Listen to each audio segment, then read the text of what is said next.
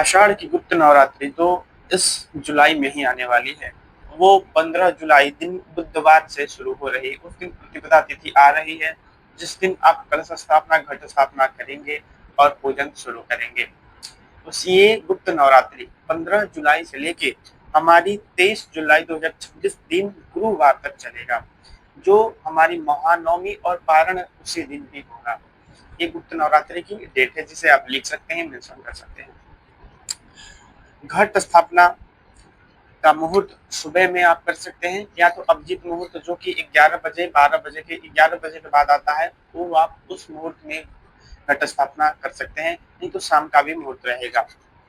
आषाढ़ गुप्त नवरात्रि माँ आदिशक्ति, माँ दुर्गा की देवी साधना, गुप्त साधना, मंत्र साधना और अपनी इच्छाओं को पूरा करने के लिए की जाती है।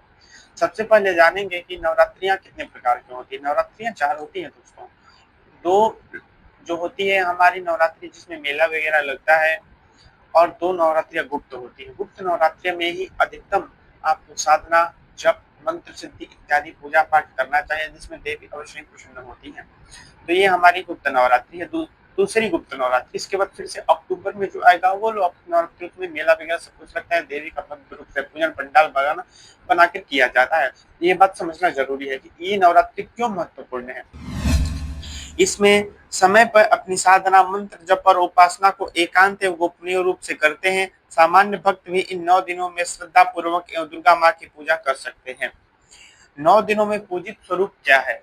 9 दिनों में जो हम दुर्गा माता की पूजा करते हैं, वो 9 दिनों में कौन कौन से स्वरूपों की पूजा करते हैं? प्रथम दिन माँ शैलपुत्री की पूजा करते हैं। दूसरे दिन माँ ब्रह्मचारिणी की पूजा करते हैं, जिसमें एक मंत्र भी है। प्रथमं शैलपुत्री च, द्वितीयं ब्रह्मचारिणीं, तृतीयं चंद्रघंटेति कूष्मांडेति, चतुर्थकं पंचमं स्कंदमातेति, षष्ठमं कात्यायनीति च, सप्तमं कालरात्रि महागौरी च, अष्टमं नवमं सिद्धिदात्री च, नव दुर्गा प्रकृतितः। ये 9 देवियों का नाम है, जो हम अलग अलग दिन पूजा करते हैं। इसका अर्थ क्या रहेगा? प्रथम दिन माँ शैलपुत्री की, द्वितीय दिन ब्रह्मचारिणी माँ की, तृतीय दिन माँ चंद्रघंटा की, चतुर्थ दिन माँ कुष्मांडा की, पंचम दिन माँ स्कंद माता की, षष्ठम दिन माँ कात्यायनी की, सप्तम दिन माँ कालरात्रि के महागौरी के, और 9वां दिन जो होता है अंत दिन, वो माँ सिद्धिदात्री के स्वरूप की पूजा की जाती है। पूजन सामग्रियां क्या क्या रहेगी?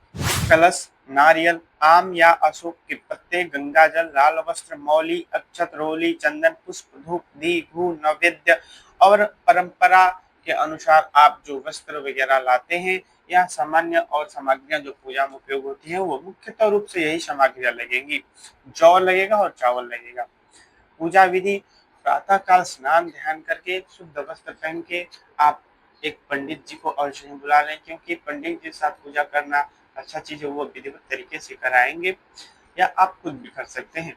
दुर्गा जी के किसी मंत्र का उच्चारण करते हुए या उनके नाम का उच्चारण करते हुए आप कलश स्थापना करें, शुद्ध वस्त्र पहन के ये सब काम करें, साफ वस्त्र पहन के करें, उनकी विधिवत रूप से पूजा पाठन आरती और उनका दुर्गा सप्तशती का पाठ करें, और पूजन को आप ऐसे ही 9 दिन तक रहने दें। 9वां दिन जो होता है, नवम दिन, उस दिन आप हवन पंडित जी को बुला कर ही करा लें, जिससे आपको पुण्य मिल जाएगा। ठीक। आप ओम एम ह्रीम क्लीम चामुंडा विच्चे इस मंत्र का 9 दिन तक लगातार जप कर सकते हैं, जिससे आपको अवश्य ही फल मिलेगा। आपकी मनोकामना अवश्य सिद्ध होगी, जिस मनोकामना से आप पूजा कर रहे होंगे। इस दिन प्रतिदिन माता का ध्यान और आरती करें, सात्विक भोजन करें।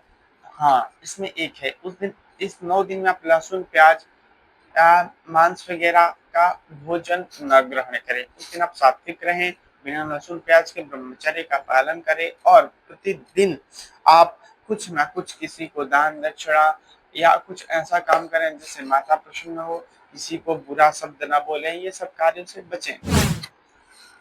इसमें अष्टमी और नवमी का भी विशेष महत्व है।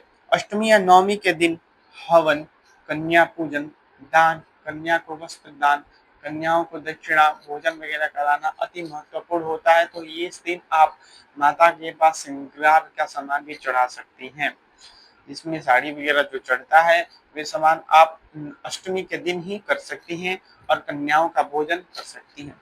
हमारे सप्तशती किताब के जो आप दूसरे पेज में देखिएगा, जहाँ सप्त श्लोकी दुर्गा लिखा गया है, वहां आप देखिएगा कि कितने वर्ष से कितने वर्ष को बच्चों के लिए ही सिर्फ इसमें हम कन्याओं का भोजन करा सकते हैं। कितने वर्ष से कितने वर्ष के बीच की कन्याओं का भोजन होता है और किन-किन कन्याओं का भोजन कराना चाहिए, वो भी उसमें मेंशन है, आप जाके देख सकते हैं।